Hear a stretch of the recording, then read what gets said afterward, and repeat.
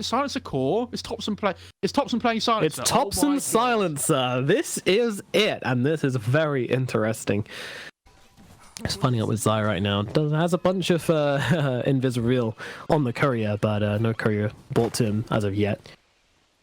OG playing this top lane really well. Seb has 17 last hits, Tanisha's 9, and you see they're playing every single lane well. Yeah, they want to dive the tower a little bit here, closing the gap onto Puppey. Nisha coming in from behind, morphing a bit of strength to try and do some damage and present a threat, but it's not going to happen. OG draw first blood onto Puppey, but Nisha looking for Jerax as a return kill, will find that, and Seb's got to be careful as well. He runs himself away, doesn't really want to give himself to Nisha as well.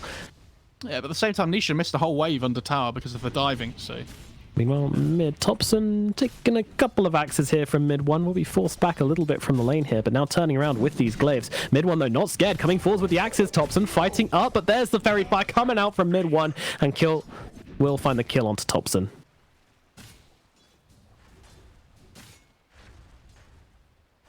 Puppey harassing up Jerax a little bit. Nisha just going to take care of the boar, but Seb says here's another one, so puts that in their face. I'll stun that one up. They know they can't be slowed too much. Nisha having to morph strength here a little bit. They're doing a bit of damage with the Hex onto Pangolier. Does control that up a bit with the silence strike coming in. Who's going to die first? It's going to be Jerax going down first, but Nisha in response, and that's a lot of gold going to Seb. He's now chasing Puppey as well, just telling him to get out of his lane.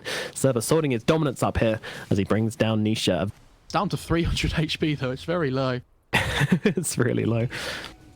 Just another 6-minute bounty rune. Okay.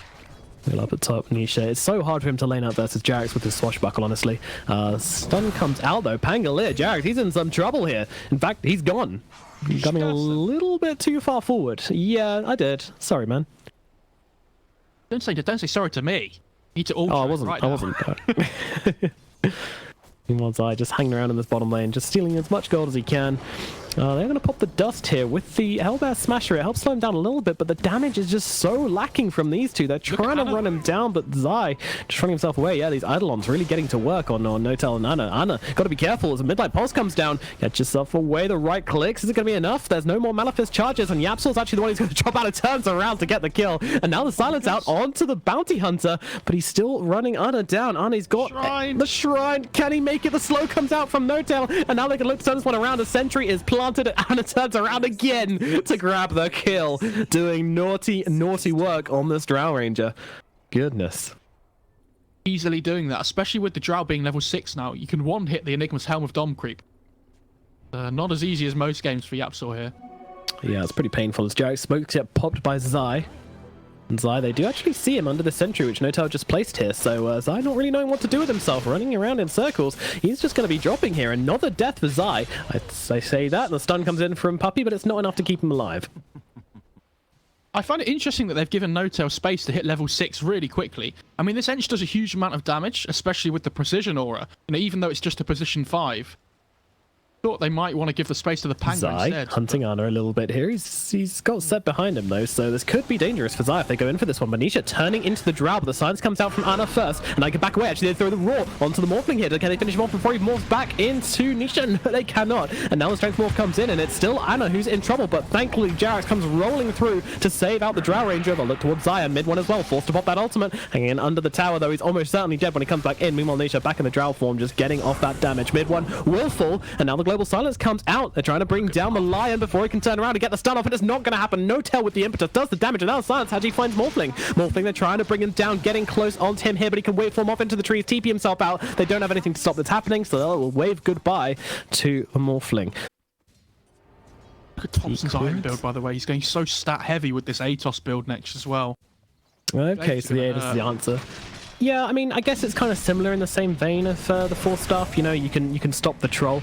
Meanwhile, at the top, they actually get a kill onto No-Tail here, but they're keeping the Troll locked down. Jerax has him in the stairwell here. Seb's got the Roar. Does he want to use it? Doesn't seem like it. Yes, he will. Use it onto Yapsor, actually, with the jump coming through. Silence is up mid one, but he does get the ultimate off just afterwards, and now the ultimate comes out from the Enigma, but immediately silenced off by Topson down in the bottom lane. Mid one getting low, but still finding up into Seb. Seb fights one, but then dies himself to the Troll. Wardens, they jump in and blow up Anna as well. Nisha joins the fight at just the right time, and they get the kill onto the Drow Ranger. OG get very, very greedy and try to take a fight 3 on 5. I love that he has to switch all his stat items out when he shrines to get full efficiency. It takes full like 2 efficiency, boy. Itself. Yeah, Zai stalking Topson here. Might find the courier if they're not careful. Does do it, and that is the A-toast from Topson, which he was waiting for such a long time. And now you're going to have to wait an extra 3 minutes, my friend. So don't worry, guys. I'll join the fights now. I've got my ATOS. Oh. Well, they might get the return kill onto the bounty hunter here. Jerax just holding on to the rolling thunder. I mean, he's not actually using it. He's just taunting the guy as No-Tail does the job with the impetus. A lot of damage coming out from this position 5 Enchantress. Sprink. Goddamn Enchantress. Possibly my most hated hero in the game.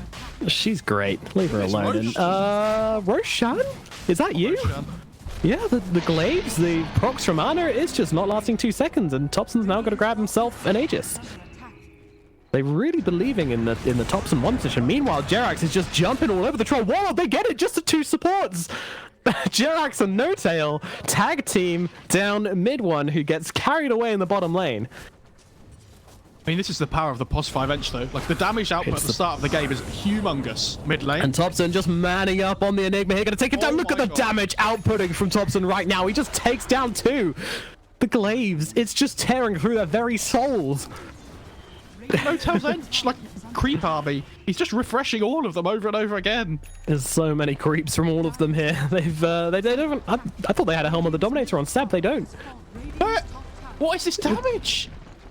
It's gone. The tower is gone. Secret, your base. It's under attack, guys. They are making their way over, and Topson actually takes a ton of damage. He gets fingered as well, but don't forget, he has his Aegis and Nisha. He's got to get himself away. He does manage to back himself out as the Aegis has dropped, and now mid one zoning back the rest of the team. They got to try and help out Silencer somehow. Topson's in some trouble. Jackson's rolling in, but immediately with a black hole, but immediately cancelled again by Seb, who manages to get a roar for time. Topson's still trying to get off as much time as he can before he dies, but die he will. Nisha fighting up in the middle of everybody trying to bring down Seb, and Zai's here to play catch as well, but meanwhile, Yapzor and Puppey both get brought down. Zai should be able to find Seb here, and does do so successfully. Meanwhile, Jerax TPing out in the trees. Zai finds another Seb brought down, and the TP cancelled on No-Tail as well. Nisha's on top of him. Zai joining up as well. Doesn't have mana for the track, so it's going to be a bit of a run through the trees, but Zai will get it with the Janada. Secret with the high ground defense is absolutely perfect. They don't land a great black hole. It gets cancelled out immediately, but they just didn't need it.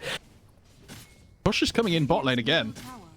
They want to finish what they started, OG. They're not afraid of going high ground, especially without that black hole. Yep, the Necro 3, all the creeps have been up. There's no catapults this time.